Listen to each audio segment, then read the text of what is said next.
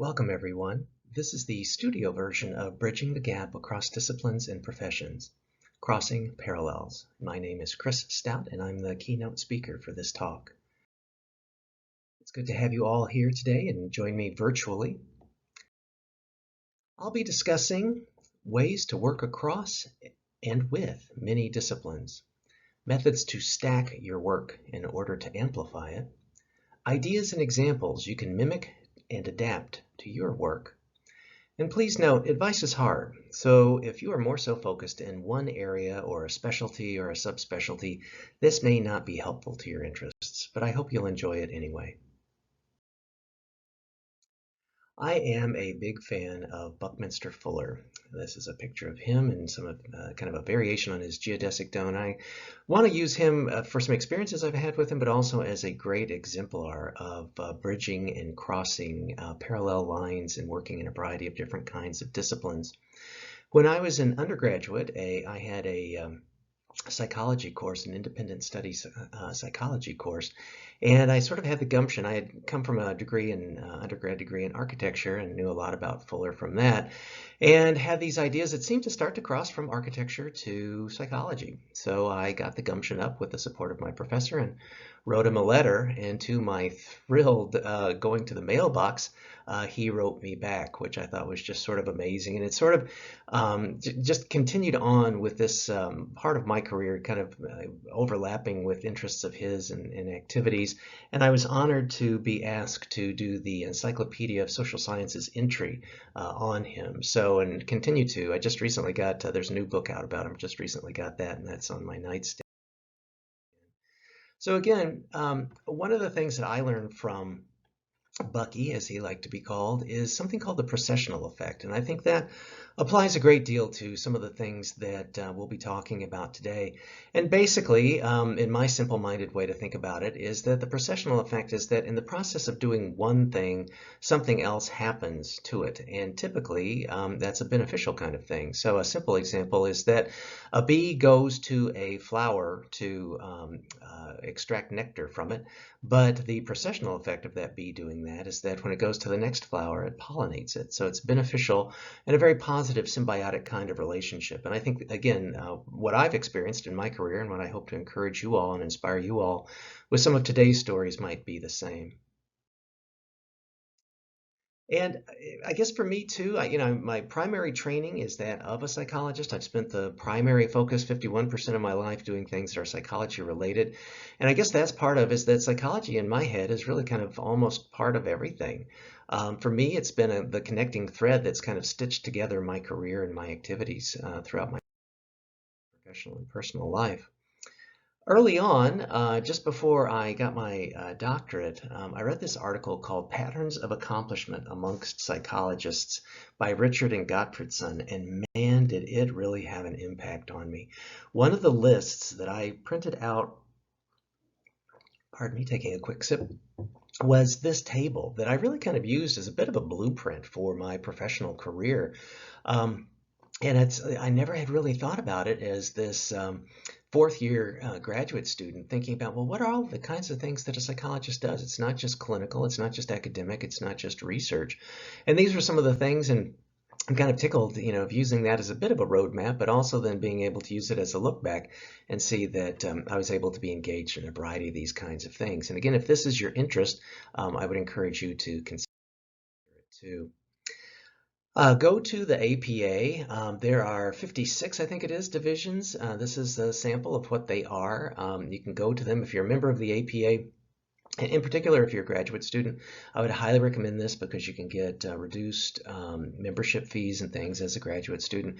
And it was really, I've been and continue to be, been in a number of them over the years as interests peaked and waned, but then also continue to be active in a number of them to this day that I'm still engaged in similar kinds of work. And to me, too, this also kind of spoke to the fact that kind of no matter what area these are, psychologists really fundamentally are problem solvers, depending upon what that is. And this is a sample of a talk that I gave specifically on that. In particular, for me, this is again just a sampler of a variety of the different kinds of areas that I've had training, that I've had experience in, from small degrees and exposures to very deep and involved kinds of endeavors. So for me, I sort of felt like, my career is something that's been called a portfolio career. I wrote about that in LinkedIn, and it really has been this wonderful, again, stitched together by the thread of psychology kind of career in a variety of different kinds of areas.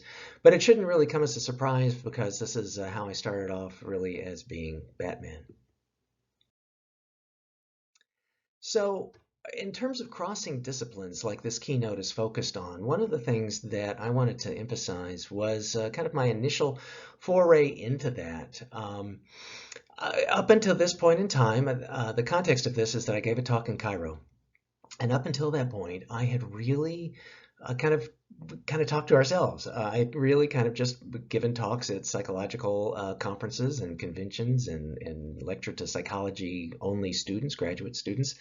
And this was really me starting to get outside of my comfort zone.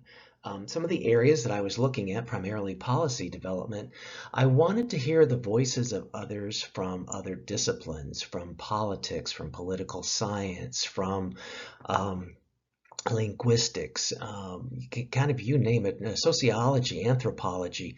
And I also wanted to hear it from different cultures, not just a North American or US kind of based perspective as well, too, a jingoistic kind of aspect. So I submitted a paper to a conference, and it was in Cairo, and it went very well.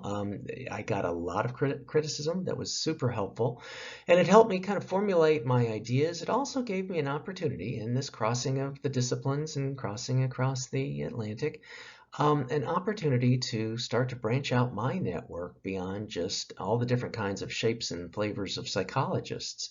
So I started to have this wonderful, neat network of academics and people that weren't just in psychology. And because, as you'll see, and get sick of it by the end of this talk, I like to write a lot. So a lot of the things that I put together, it's kind of a discipline, I guess. It makes me have to think about my ideas in a very specific, concrete kind of way to be able to articulate them to others. It's like teaching. You really have to have the material down to be able to teach it. So for me, I had already been doing a bit of writing and not necessarily in these kinds of areas, but I had a publisher. This was with Prager. And in the context of that, I called it the integration of psychological principles and policy development. And we looked at it in a North American and as well as a global kind of perspective. I wrote a few chapters in it. I think, if memory serves, about 3 of them, and then included a number of my newfound friends and colleagues from that Cairo conversation. So it was very beneficial, and maybe, I don't know if it's necessarily foundational, but it was certainly one of the things that kind of helped me move into a variety of other areas. And this is the start of one of those parallels. As many of you may know, SPICE Division 9, which I'll talk about, and the APA now, SPICE first and APA secondarily, but now both of them together, have non-governmental NGO, non-governmental organization status with the United Nations.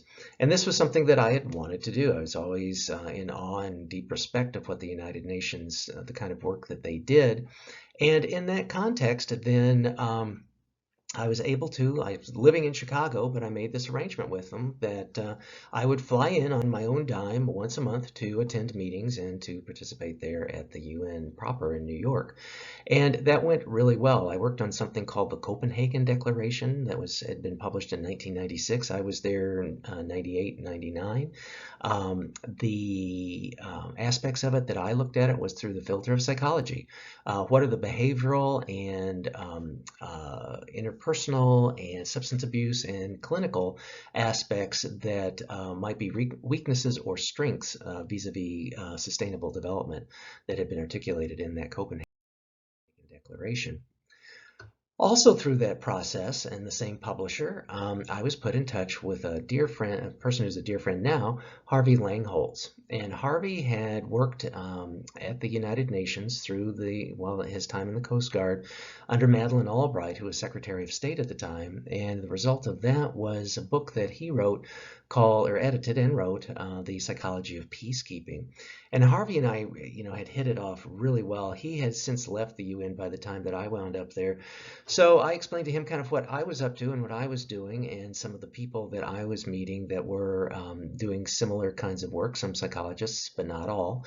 And he introduced me to a number of the diplomats that he had been working, none of which were psychologists. Harvey himself is a social psychologist. So this matchmaking from our publisher, she saw the proverbial writing on the wall or down on the page, and it turned into the book called The Psychology of Diplomacy. And we wound up doing some talks and presentations together. Some of the chapter contributors, we would do symposia and stuff at APA, and it was just really a wonderful time. So this is kind of what I mean by stacking. There can be a certain kind of direction and certain kinds of things that are additive to one another. Me wanting to go out and give this talk. That talk led to more networking. That networking led to a book, and that was great. Similar with the United Nations. It was an experience that I wanted to have. It was voluntary. I was adding and contributing, I hope. It gave me opportunities to talk, give a presentation at the General Assembly, which was terrifying. And it gave me opportunities to get to meet other people that were like-minded but different nevertheless, and brought diversity to my thought and my thinking and to my work. And then was able to put these kinds of books together, symposia together, etc. So this is kind of more so with content in particular and projects, I guess, if you want to include speaking, but also can involve travel and others. So I want to dive down and give you a few more examples. So I was teaching at graduate schools in clinical psychology at a number of Chicago-based universities and professional schools. And I was teaching primarily ethics in some of the programs, and then objective assessment in some of the others. And one of the things I was starting to kind of see with this was that in ethics, a lot of the ethics was around ethics in practice and appropriate boundaries, etc. And one of the things with assessment was no one really talked about, well, what's a CPT code for billing for a Rorschach? Or how do you bill for a Rorschach? Or do you bill by test? Or do you bill by report? Et cetera, et cetera. So all the mechanics of it, who do you bill and how much do you bill? What if it's a school? What if they have insurance? What if they don't have insurance, et cetera, et cetera? And how do you do all this in a, an ethical kind of way that's appropriate and doesn't, has a risk management flavor to it and doesn't get you in trouble with licensing boards? And what are licensing boards and how does that work? And what's appropriate marketing and how do you not get in trouble with the Federal Trade Commission, et cetera? So I found myself starting to structure my notes in that way for my lectures in both of these classes, on top of the traditional learning about APA ethics and traditional learning about how to score a test or how to administer a test. And those kind of interstitial, additional, augmenting kinds of notes, I found that I started giving lectures like the IPA annual meeting on things like that, and people liked that. They gave me feedback and criticism, and those turned into ideas.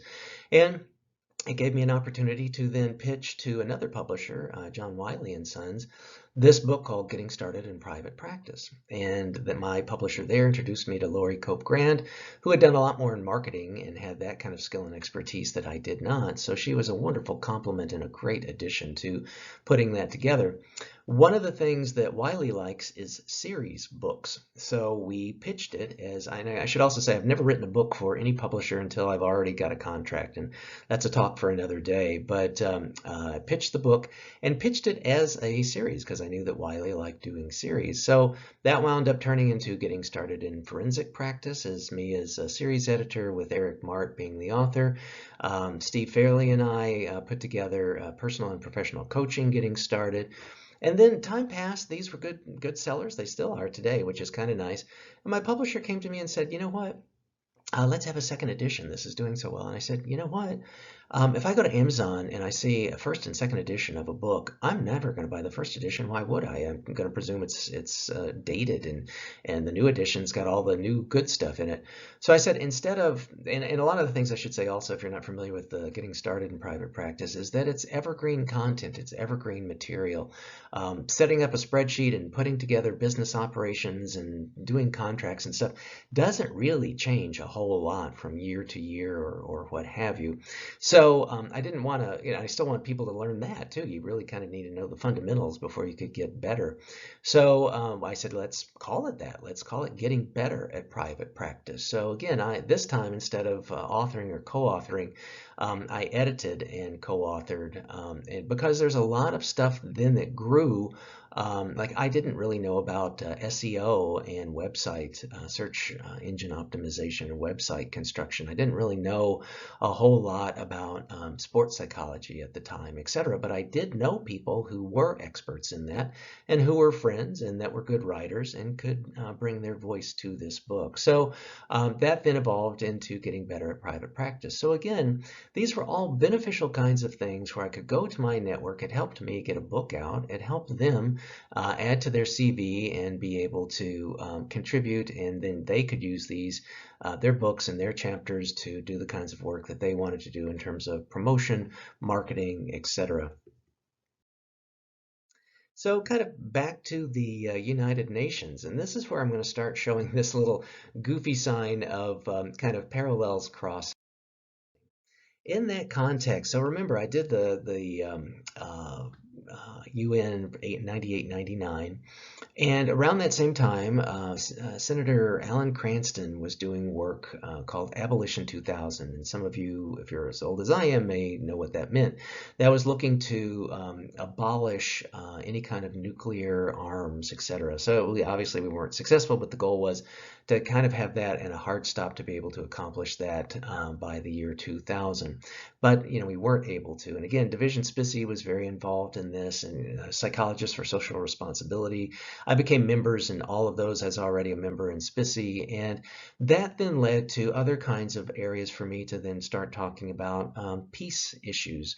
That then sort of segued into when I brought in the clinical work that I had done with kids that had been traumatized into what then would evolve to the psychology of terrorism projects and stuff. So this was kind of, my initial was leaning into the peace side of it, but then it also evolved into the other aspects of that as well.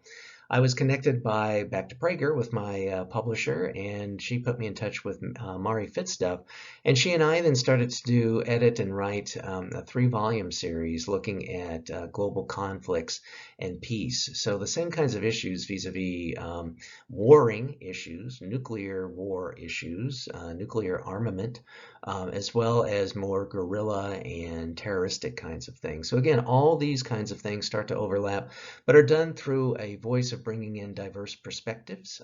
It is certainly not a West knows best perspective in any of these books that I've done or that we'll be talking about today, and really bringing in these kinds of things so that people can, the authors also can have greater audience that isn't necessarily just within their own specialties. So really for me, man, it is books, books, books. I do enjoy writing. I do enjoy editing. And again, this is books over the course of a, going on 40-year career. So they don't happen overnight, but they do happen with a little bit more ease when they are part and parcel of a variety of things. Most people in the profession write books about what they have experience and expertise in, or can edit and bring in other authors and collaborate in those as well too. So again, I encourage you to think about this with the projects and the work that you have going on currently. So again, this is me in my library. I just really enjoy books in a variety of ways. And I would guess maybe at this point in my career, this is kind of where it starts to get complicated. So back, I had taught at Northwestern at the Family Institute. I had a faculty appointment at their Feinberg School of Medicine in Chicago, and was doing work there with John Lyons and Michael O'Mahony, kind of back in the day when there wasn't a whole lot being done in outcome studies in mental health and psychiatry and psychology. Sorry, just getting a sip.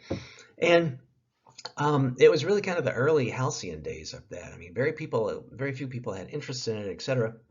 And this is actually kind of my foray into getting connected back with Wiley, etc. And kind of got my head into that.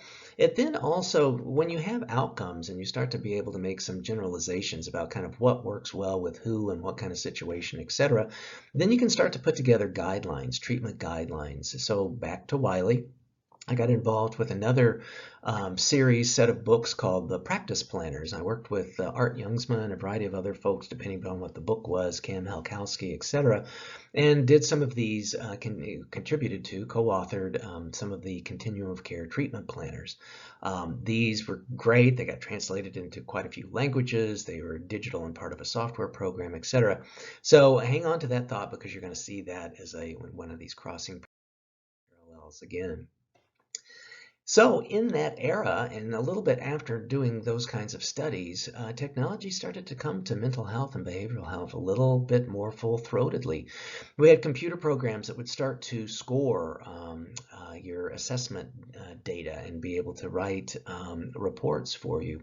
We had electronic medical records that now could track your data and aggregate your data and give you access to data and let you sort your data and do statistical analyses with your data much more easily. We had statistical programs. We had SPSS and others that were starting to grow and become actually a little bit more user-friendly, etc. So I really felt, and I wrote this article talking about, looking at outcomes in computers was really this wonderful, collaboration. And I think my editors added the happy marriage. That's not my voice there. And I really felt like as things started to get a little bit more confusing and a little bit more complicated, that I would do this piece about how do you make it through that maze, with an homage to experimental and running rats, vis-a-vis technology as a clinician, as an administrator, as a researcher, as a code writer, etc. And I'll tell you, as a personal experience, one of the other things, I started off actually in undergrad as a math major, because there wasn't such a thing when dinosaurs walked the earth of computer science yet, where I was at Purdue. So I had a Deck 10, I had Fortran as a code, I had punch cards, and you'd run them on a huge, I don't know what it was, Innovac, I don't know what it was, kind of computer, IBM something or other, and hope that it ran by the next day when you went to go check on it. And by the time I got out of graduate school, things have gotten a little bit better with regard to that, but I was terrible in terms of computer power. But I was terrified that I was going to misdiagnose someone that had come to me with with symptomatology of depression, when indeed what they had was an endocrine disorder, for example, because a lot of biological disorders certainly present with psychological kinds of symptoms. So I put together a very simple, not at all sophisticated kind of program to help me sort that out, and it generally, in a probabilistic kind of way, worked, and it helped me a great deal.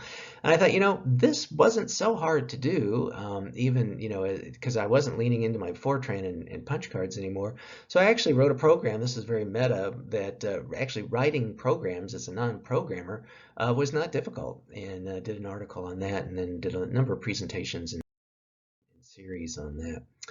In parallel with that time, T, as everyone probably knows, the T in TED is for technology, entertainment. I always like to think of it as good education, and then design. So you can see where I would certainly go bonkers with this, with my interest in architecture and undergrad degree, and interest in Buckminster Fuller and those kinds of things, all things engineering, etc.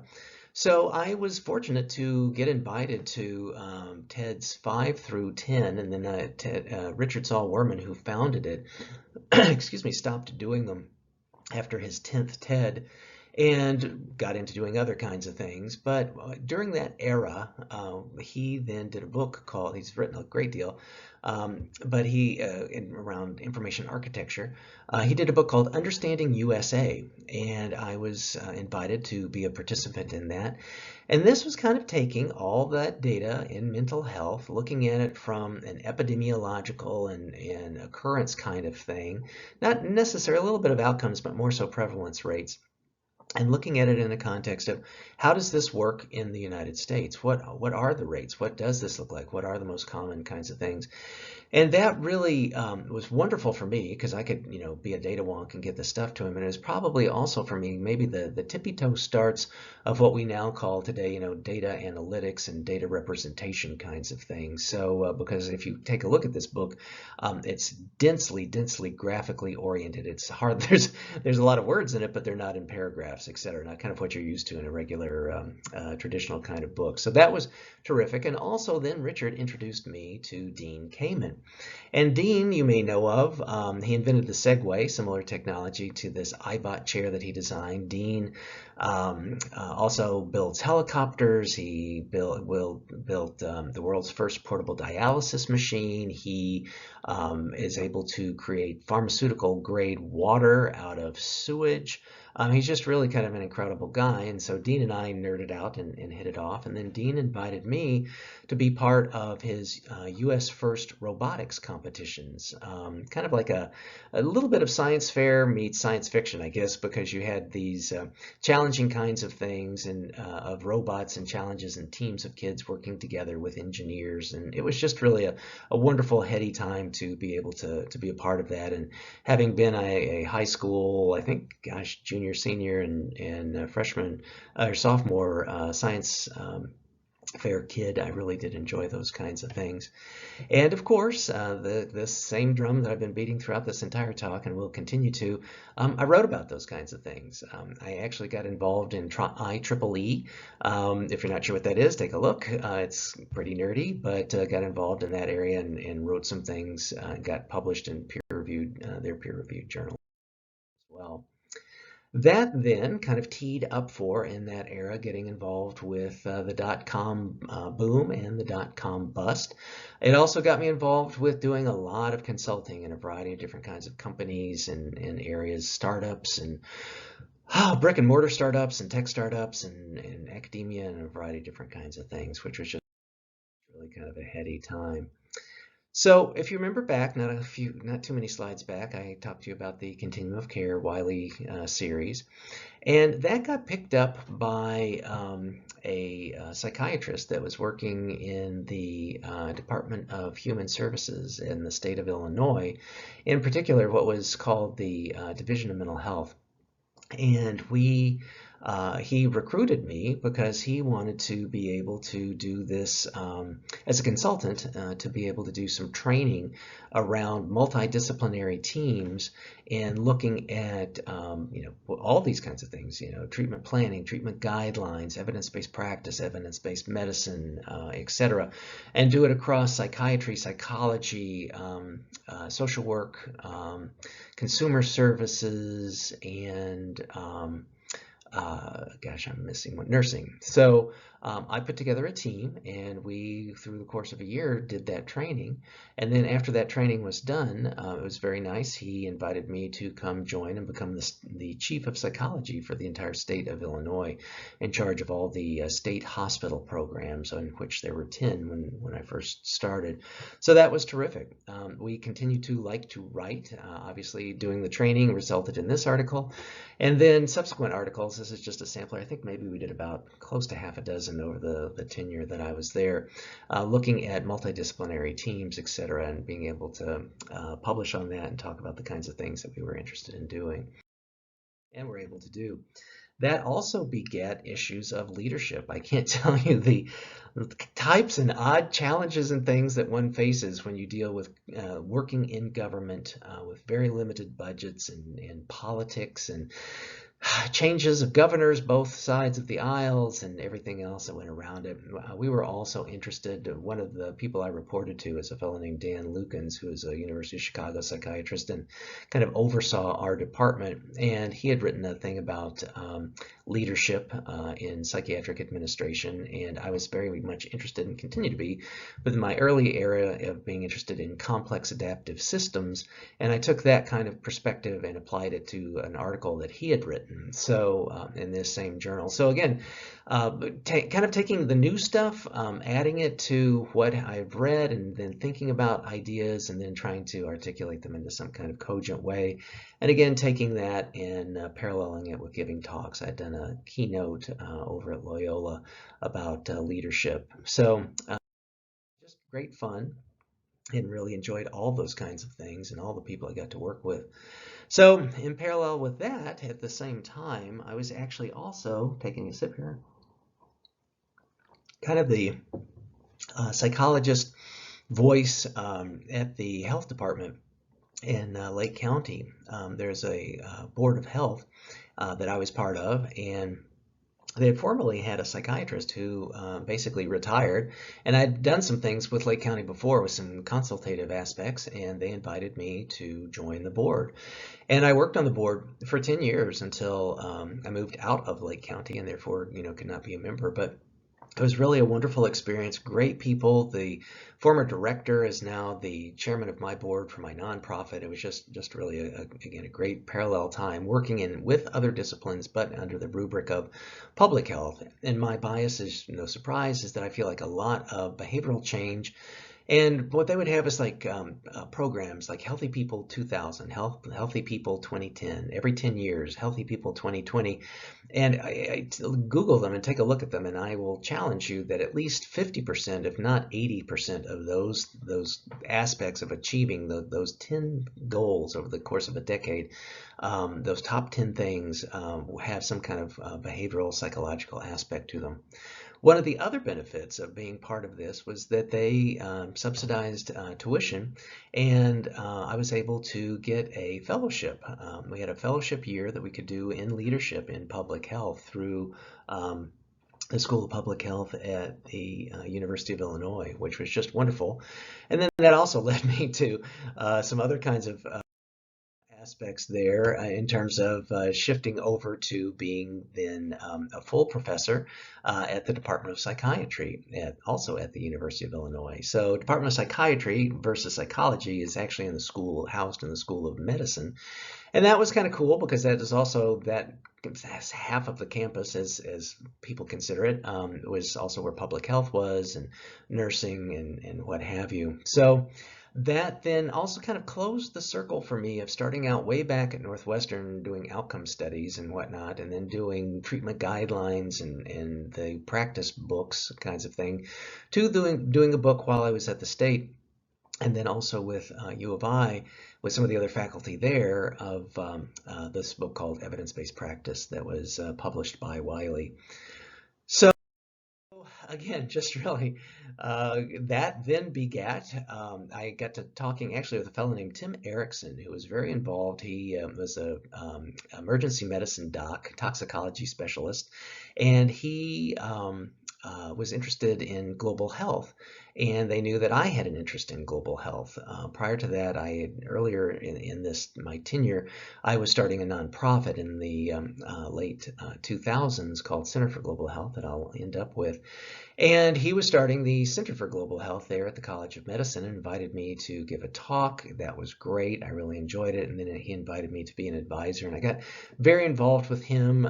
He's now at the Harvard Humanitarian Institute and Initiative, and he was replaced by Stephen Wine, who I'd also been working with from the Department of Psychiatry, coincidentally enough, and had done a lot of talks and travel with as well. So again, during that time was the harbinger of what would become my center, my nonprofit 501c3, which I'll talk more about in a second. And then also, since I'm giving talks about global health and working in a center for global health, did a book where I did my chapters and edited it and brought in other colleagues to do the book Why Global Health Matters.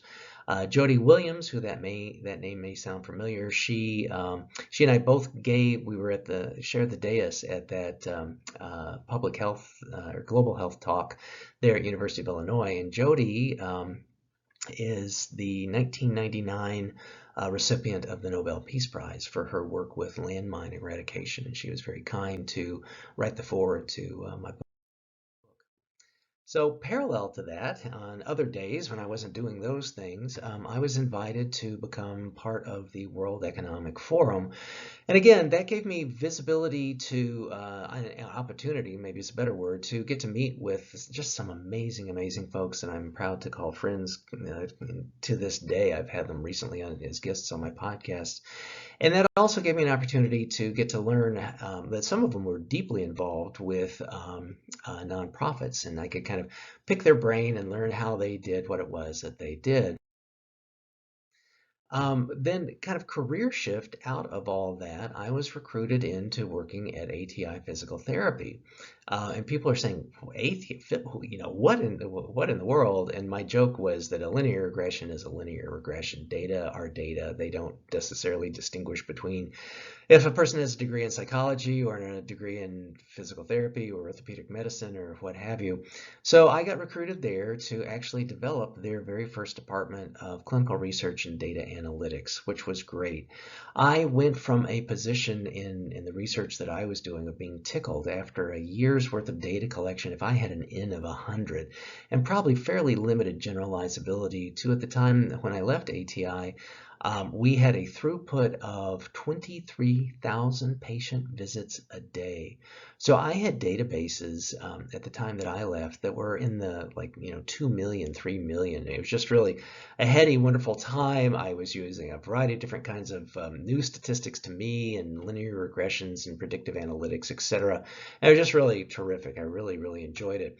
I had such an abundance of data, and because of kind of the stuff I like to nerd out on, we created 2 patient registries. Here they are. I think they still exist, and even that I've left, I think they're continued to be managed by the folks that were in my department. And in clinicaltrials.gov, they one's specifically on like sports medicine and preventive services, and the other is looking at treatment outcomes within a variety of different kinds of orthopedic issues. And again, this kind of got me into learning a lot of how you do harness big data and how you then take that and make probabilistic kinds of assumptions about outcomes, about what kind of clinician works well with what kind of patient, with what kind of circumstance. And I started getting invited to giving talks in a variety of areas, but more so to the intellect or to the information sciences kinds of things, which I really, really enjoyed, and enjoyed the conversations with those folks. So in addition to these books and articles that I've been harping about, I've given a lot of talks and a lot of presentations. A lot of these are available. I have a YouTube channel if you're interested in looking at them, or you can certainly, Google and kind of see what's what. So as if that was enough, parallel and crossing disciplines with enough, I also like to climb. When I could have that free time, one of my goals is to climb the 7 summits. I was able to do 3 of them, and I'm probably going to stall out at that.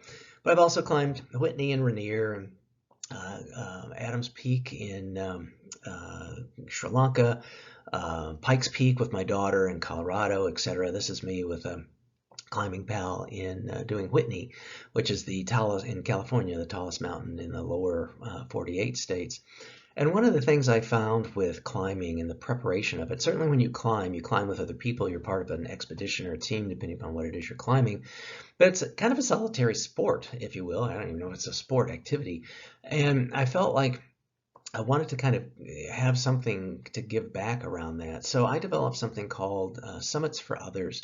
So every time I would go for a climb, I would do it, but I would sponsor some type of nonprofit. Mission Works, War Child. Once I started my nonprofit, then sponsoring Summits for Others, Center for Global Initiatives, and some of the projects in Tanzania and other things that we were doing then.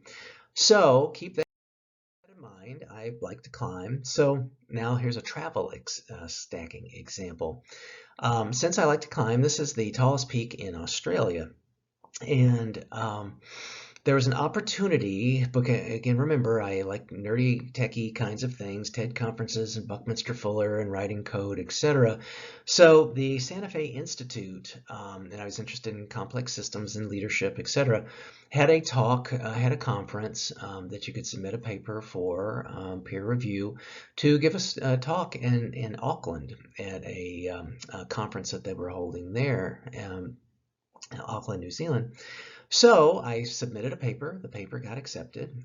I flew out to Auckland, gave my talk, had a wonderful time. Again, great criticism, super helpful kinds of things, expanded my network, got to see a little bit of New Zealand, etc. And then while I was there, I had made plans prior to, because getting between Australia and Auckland and New Zealand isn't so bad, but getting to either one of those from Chicago takes a while. So since I thought, well, here I am, I had trained, Um, I kept running, et cetera, et cetera. I was kind of in a good position to be able to take this on. So I made arrangements to climb Kosciuszko, which is the tallest mountain on the Australian continent. So I gave my talk in New Zealand, flew to Sydney, rented a car, drove to where Kosciuszko is, climbed it, and I had also gotten scuba certified during that prior to that time, and had done some dove the blue hole and dove with sharks and night dives and whatnots. And I'd always, of course, wanted to see the Great Barrier Reef. That's one of the reasons I think a lot of times people even get the scuba certified. So I then drove from Kosciuszko after having done that climb to the area to hop on a boat and go out and do diving. So for me, that entire trip, it was like great. I got to get another climb in. I got to go see the Great Barrier Reef and dive it. I got to give this talk and make some new connections. So again, taking one opportunity, but being able to expand it into doing these other kinds of things as well. So again, parallel to that. Volunteering. Also towards the tail end of the 90s, I got involved with flying doctors, and I kind of said this is really kind of the harbinger of what I refer to as, and have written about in LinkedIn, becoming an accidental humanitarian. I should also say that like when you see something entitled like My Best Mistake, as a LinkedIn influencer, you're required to write a certain number of articles on certain topical issues. And this was one of their topics back then. So I put it together around what I call and like to even go by becoming an accidental humanitarian. I didn't take courses in this. It wasn't a career strategy or trajectory. It just sort of happened by my experiences.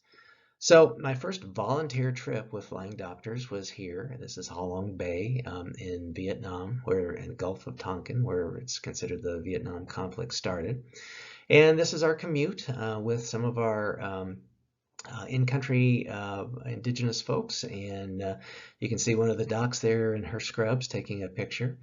And because my clinical work was as a child and family therapist, I got connected with the pediatricians. Although I don't speak Vietnamese and we weren't there to do psychotherapy, because I am pretty good with numbers and getting things organized, I was volunteered to put together the formulary for the donated medications and things that we had. So that was great. It was wonderful. I did that on a number of other trips in a number of other areas. This is actually a shot of me in Bolivia doing that at a men's prison where we were volunteering. So just really, again, kind of a great experience, taking the skills that I had, getting able to expand and work on my network with that. But back to the climbing. So one of the climbs, one of the first major ones that I had done was Kilimanjaro. It's not a walk in the park, but it's also not, it's not Mount Everest by any stretch. And in the process of doing that, I met a fellow here. His name's Alois Uru. He was a porter when I first met him in 1992. This is him now as a priest. And he was working his way through seminary. And he and I kept together, kept in touch, pen pals, literally, ink and stamps back in the day, and now continue to do so more technologically sophisticated with email. But he and I were able to meet through that climb and be able to put together a kindergarten, which just was great, and we've continued to be helpful with them. And I'll give you a couple more stories about that in just a second. But I would have never met him. I would have never gotten involved with my center in this project had I not just met him just somewhat randomly on a climb to Tanzania. When I was first doing helpful work with him, at his request, not my pushing it, because that's not anything that I've ever done or that the center's ever done, one of my mentors said, you need to create a 501c3. He put me in touch with his wife. He and his wife both are attorneys, and they gave me a lot of advice and support on how to be able to go through all the legal processes of that, the incorporation processes of that, the governmental process with the IRS and Department of Treasury to get to become a legitimate bona fide 501c3, and we've been able to do that for since 2007, which has just been great. I was very much influenced. I had read the book by William Easterly, The White Man's Burden. And through that, the title's an homage to Rudyard Kipling's similar title, but the power of the small project. And a lot of what William Easterly talks about, he's an economist, is the fact that a lot of times organizations get to a point of being so big that their primary funding goes to maintaining their organization rather than necessarily doing the funding to the missions that they had initially been put together for. And so for us, the idea was that trying to do good shouldn't be so frickin' hard. Being able to be helpful to others shouldn't be so complicated. So that's kind of what we've tried to be able to do with our look at humanitarian intervention. And basically, we found that when people came to us, they kind of broke down into two categories. Some people wanted to do their own nonprofit or NGO, create an organization. So we help them do that. We teach them how to, we give them the resources, et cetera, and answer questions. You name it, we do it, try to do it. And others who said, I don't want to go through the effort of building a board, building a website, going through the IRS, blah, blah, blah, blah, blah, all the, the nuts and bolts that you need to do to be a legitimate, do all that, you still have to report, do taxes, et cetera. So we just want to do the work. We just want a specific project. We want to help dig a well. We want to help create a road. We want to help, whatever those things are. It's kind of a one and done project, and we help people do that too. We can do that being fiscal intermediaries or helping connect them as well. And we like to call that do-it-yourself or DIY humanitarianism. We really feel, and I really feel, this is kind of, certainly how I consider it, is that it's a lot about tools. A lot of the things that we've put together on our website, you can go there right now, free of charge, all the time, no paywalls. There's a variety of things in the areas of free medical and healthcare guides. We've got a lot of work that we've done with the Hesperian Society, which is just amazing. They have all these books, a book for midwives, a book where there is no healthcare worker, etc., that are just fantastic to use and be applied or to use in trainings. We've got links to the Hesperian Wiki, and you can get resources by language. We've got links there to APA's Division on International Research database resources, etc. Links to charity how-to. An organization that I really am fond of and have used a great deal in my work with the center is Fly for Good. If you're doing international humanitarian work, you can't use it locally in the States, but if it's international, there's chances are it's sort of like a humanitarian Expedia or something that they can get you a discounted rate. I have used it primarily with Air France doing projects in Africa. I had one trip that really went sideways and had a variety of different kinds of problems, and they were able to get me refunds. They were able to get me rebooked. One of the other nice things about them, not just a decrease in your airfare cost, but they can get you a +1 bag. Usually internationally, you might be able to get 2 bags for free or 1 bag for free. Whatever it is for whatever airline, they can always add another, which is great if you're bringing books or materials, etc. So links to connect with them, or you can just check them out yourselves. If you have your own nonprofit, you can do that as well too. A lot of my talks and lectures and webinars and things also appear on that site. And then we have a Facebook group. Welcome to join it. Pretty much it can take all comers and post anything that's kind of trending and newsy. So this was a recent USAID and Harvard Humanitarian Initiative posting that we do. And you can post in there as well too and comment, and just because it's Facebook. We have a monthly newsletter on LinkedIn.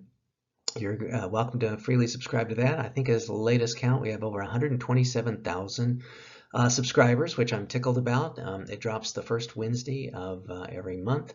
And I also write in the area. A lot of my influencer articles that I'm required to do when I can be open and do whatever topic I want, I tend to look into the area of humanitarian intervention and what I like to call open sourcing intervention. So I got a lot of articles there. There's the Accidental Humanitarian again, but there's a bunch there, and they're all available. Once you get into one of them, probably a lot of the links at the bottom are there. So just feel free to Google it in LinkedIn or take a look at that. Oh, I should also say that this PowerPoint is available as a PDF on Issue, and I'll have a link to that by the time we get to the end of these slides. So we also developed a podcast. We're currently, as I speak, in our fifth season, and we really cross a lot of disciplines with cool people doing really, interesting kinds of work in a variety of different kinds of areas. So if you're into podcasts, please do check us out. We're on 35 different platforms. We've got a YouTube channel, etc. So chances are, wherever, however you consume podcasts, hopefully we are there. If we're not, let me know and I'll see if we can get on there. But real happy about the RSS feeds and YouTube and podcast platforms that we're on. Certainly, APA is a huge toolkit. I was part of CERP, the Committee on International Relations in Psychology, and co-chaired that committee for one of my 3-year terms. And we did books. There's freely available downloadable PDFs there on doing international work, etc. So again, my focus tends to be more so international. If that's something you have an interest in, then take a look at it. They've got grants. 2 years out in my early career, I got grants to give help cover my costs to do international talks, etc. There's just a plethora of information there that I think more people need to know about. And of course, big fanboy of Division 52, international psychology. I think I know most everybody that's a member and past presidents and things like that. Just really, they do an awesome job, and very proud to be a part of that, get their journal, get their newsletter published in it, etc. So please consider the same. I also, when I did a postdoc at Harvard Med, and I was specifically focused in neurodevelopmental behavioral pediatrics, and that was housed out of Boston's Children's Hospital, where I worked with T. Barry Brazelton and some other just amazing folks. One of the things that they've subsequently done, which I think is really cool on the global health side of things, is that they have a free, no paywall available Boston Children's Hospital health map. So again, just in terms of tools, if this is an area you're working in, it's amazing, the filters and the functionality of it, and tip of the hat. It's free. Back to you, University of Illinois, College of Medicine, Center for Global Health. One of the things I was always kind of frustrated with is that, I gave a talk at the Rotary years back after I'd just done a project in the Amazon. And this one guy said, "Oh, we were just in the Amazon. I just got back last week." And it's sort of like, whoever you're working with, I mean, obviously the Amazon's humongous. This was Ecuador. But it's sort of like there's no coordination, here stateside. So when someone comes down, us West knows best, folks coming in like Mr. Magoo to try and, be helpful or something, or maybe where we've been asked or not been asked, can create iatrogenic issues and create more harm than good in the long run. So I always felt there should be sort of like this one-stop shopping to see, is something else already going on here? If it is, then I don't need to help. Or if I've got resources, I'll give my resources to them and they can take care of it. And I don't need to, to go down and muddy the waters, etc. So this is the start of something along those lines. I hope someone takes it and builds it out to be even more sophisticated and robust. But basically, it's like a little project map, and there's little codes for those little pushpin symbols represent different things. But it's sort of like, hey, if you're going to go to Brazil or to Africa or to wherever, let's maybe click on this and check and see who's doing something there already. So this is one of the hospitals we're working with now with our partner there, and we have a program called Thrive. So in those respects, then people can say, oh, there's already this going on.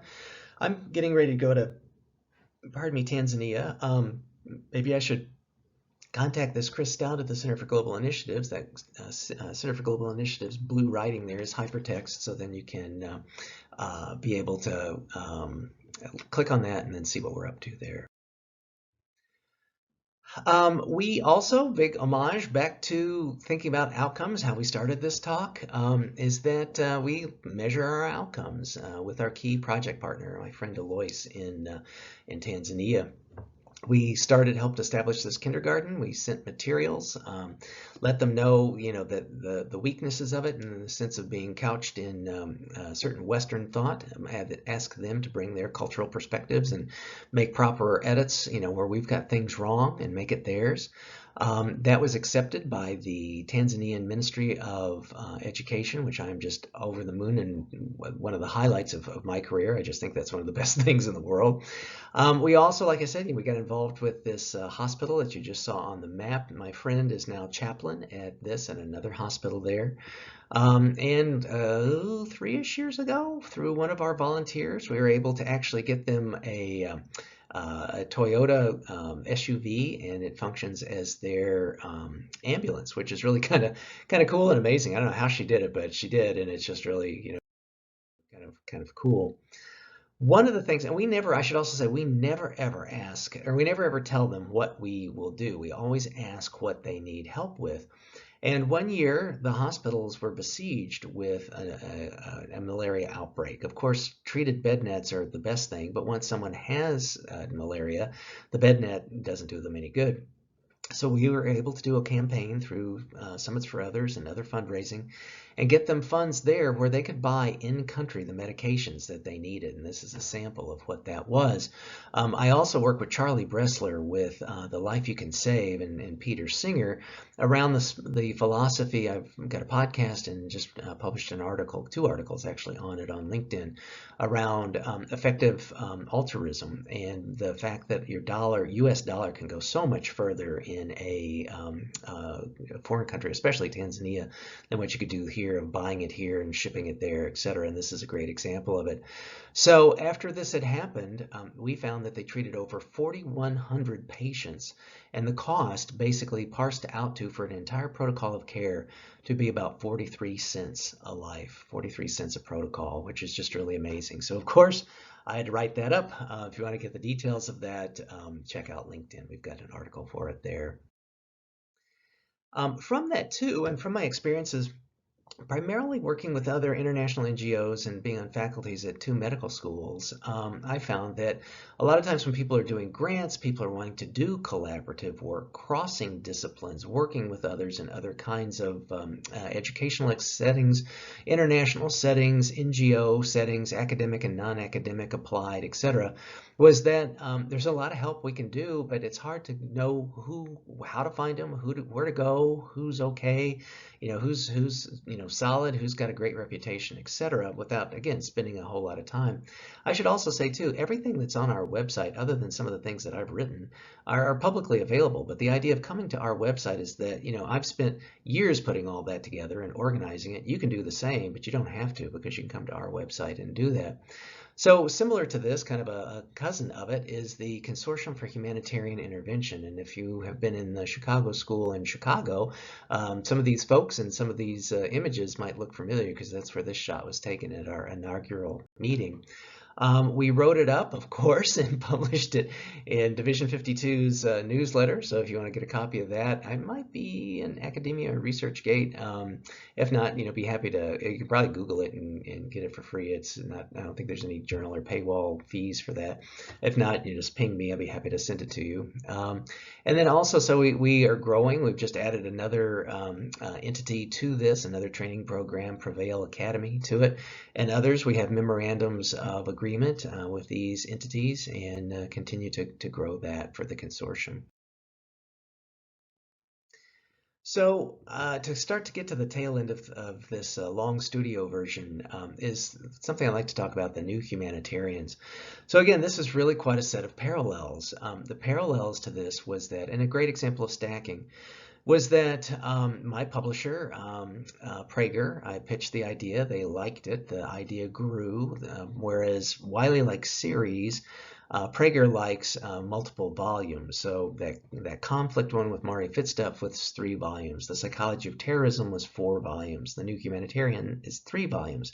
They're 3 separate standing volumes of books that are simultaneously published with different ISBN numbers, but every chapter is different other than the introduction. So the first one looks at global health inequities, the second education and relief, and the third sustainable development and social justice. And it's I think total about 45 different chapters. So the parallel is that I wanted to learn how to have a successful non-governmental organization, a successful nonprofit, because I was building mine when this started. I wanted to learn from the folks I had met at the World Economic Forum who had done really amazing work, how they built theirs.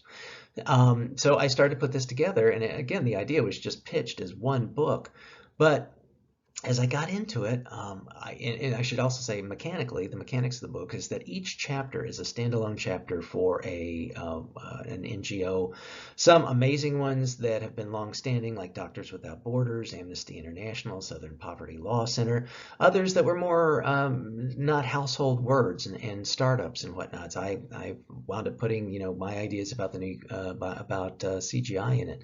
So as it started to grow and started to get put together, I thought, well, there's a lot more out there than I can do, and I don't want this book to be like 800 pages long. So it morphed into 2 volumes and then 3, and then because I had my day jobs, I went to Adler University, and I know I'd worked with some of their students. They had a practicum that people would do in social justice kinds of issues. So they worked in my nonprofit, and I would get usually like a student a trimester. So I went back to the folks that managed that, and I said, hey, I have this opportunity for a project.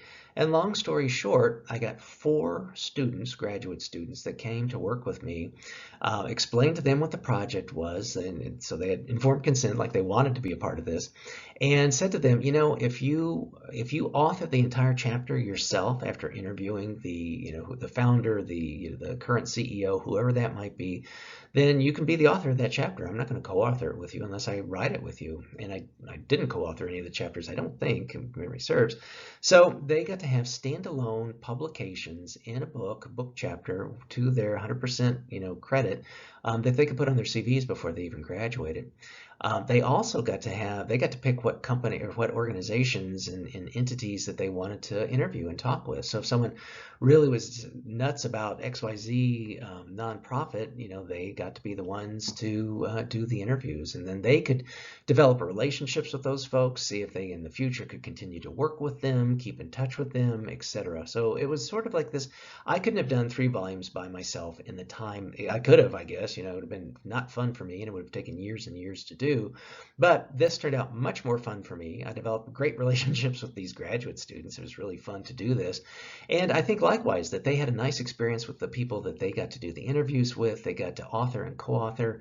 Some people wanted to be co-authors of their chapters, the founders or whatever, if they also legitimately, contributed to the chapter, which was fine, besides just being interviewed. So everything was done within appropriate kinds of ethical parameters for publishing, etc. And it was just really kind of a heady, fun project that I think is a nice example of parallels, me learning and kind of from reading about others and interviewing others to help myself with the foundation and formulation and growth of my center, but also then opportunities for other students and being able to have this kind of content stacking where we could build that. And obviously then I've given a lot of talks in this area. So one real quick example that I hope will serve as an inspiration and an example that you might consider as well.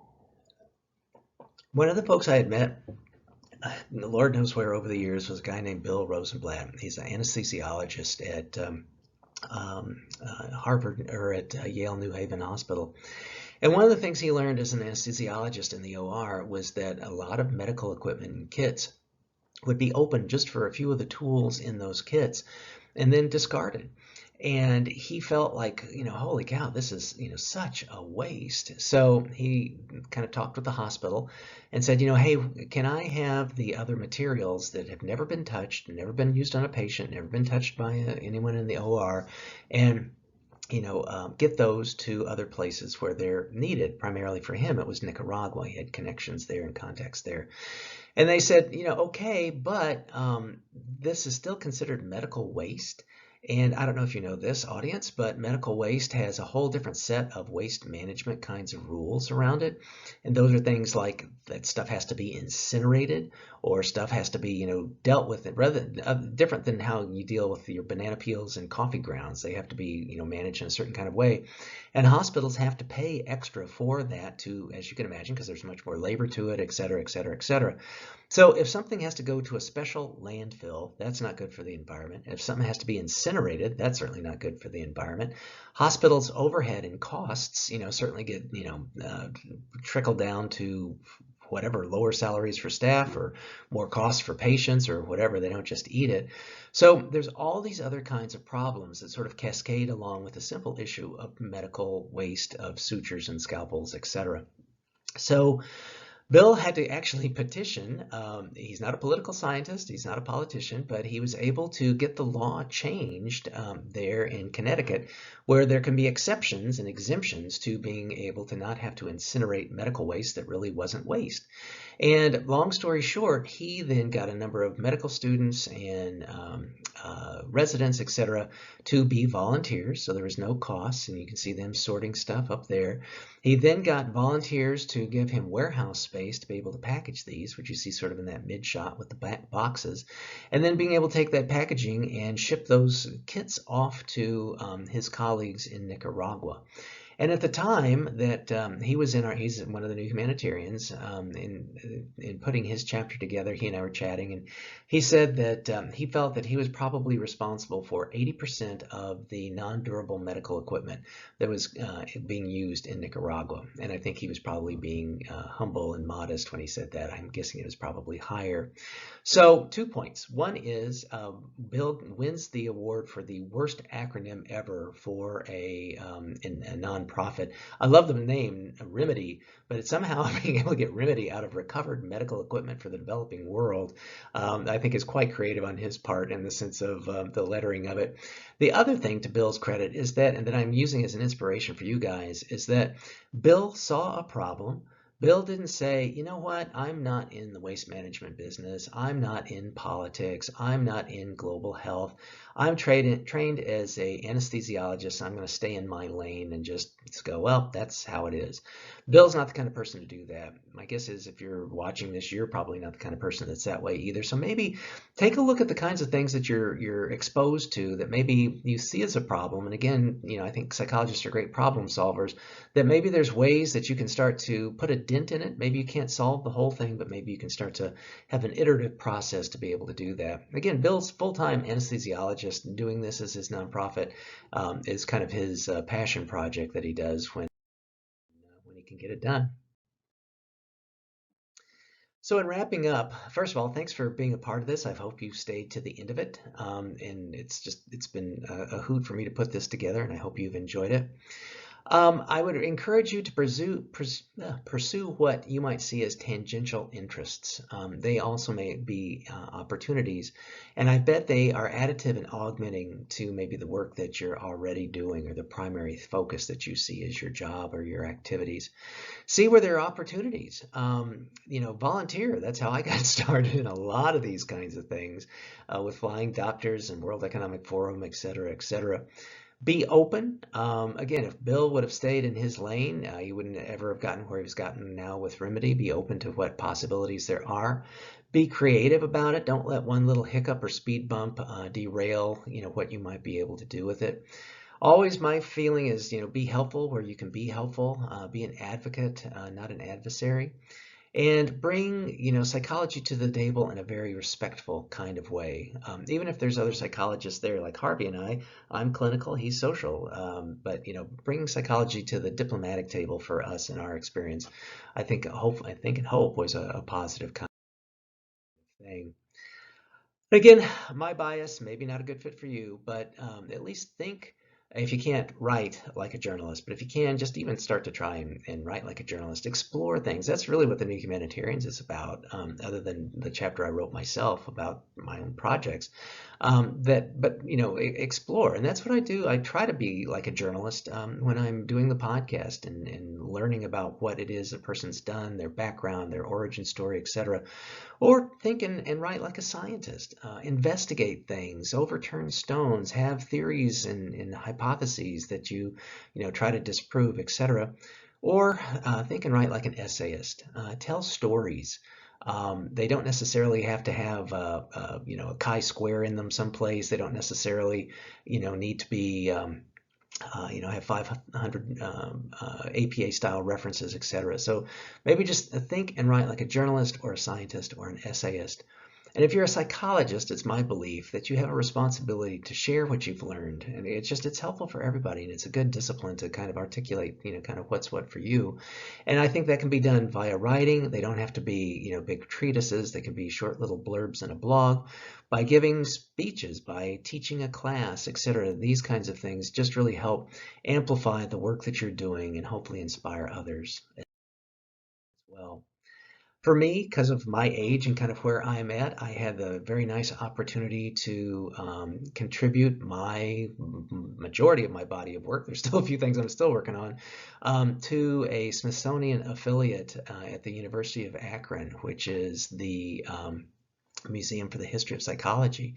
I did this last year, and it was really kind of fun. If you ever get to Akron, be sure to check it out. It's really kind of a neat place there to be able. It's managed by a library scientist and psychologist who's just fantastic.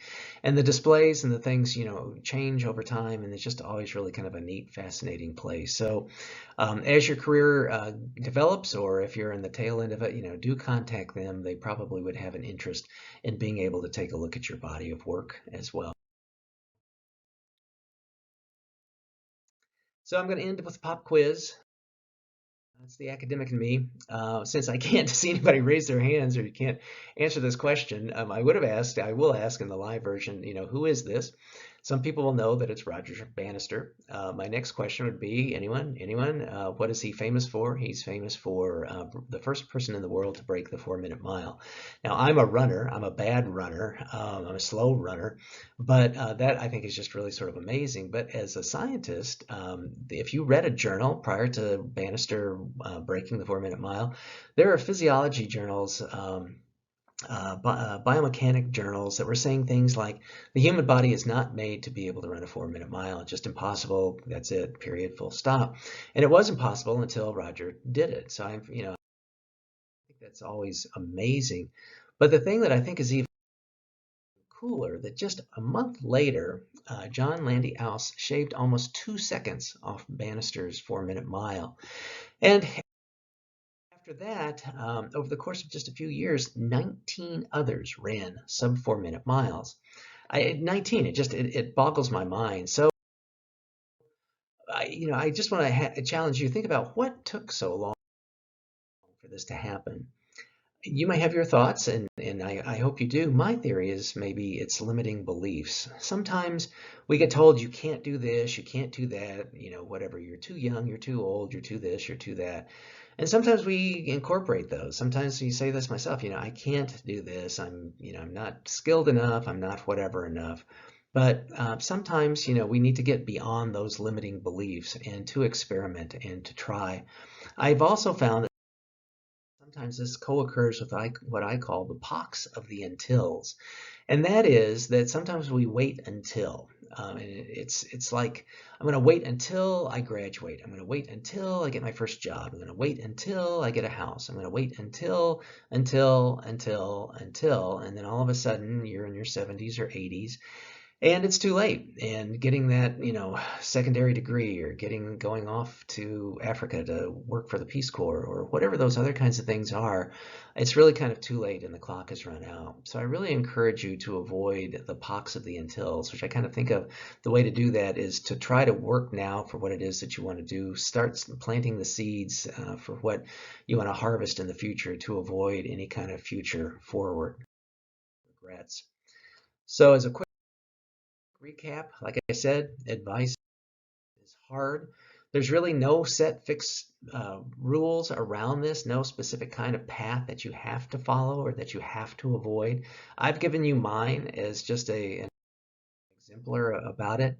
And like I said, it's really a lot about tools. Everything that I've talked about today, I have on my websites. So, there's another, this talk, obviously you're watching it on YouTube, so you already know about it. There's a companion set of PDF of the slides if you want to take a look at those. That's in this issue link down here. So do please, check out any of these kinds of things. I'd be more than happy to be of help if I can. So thanks for having me. Thanks for paying attention and being a part of this.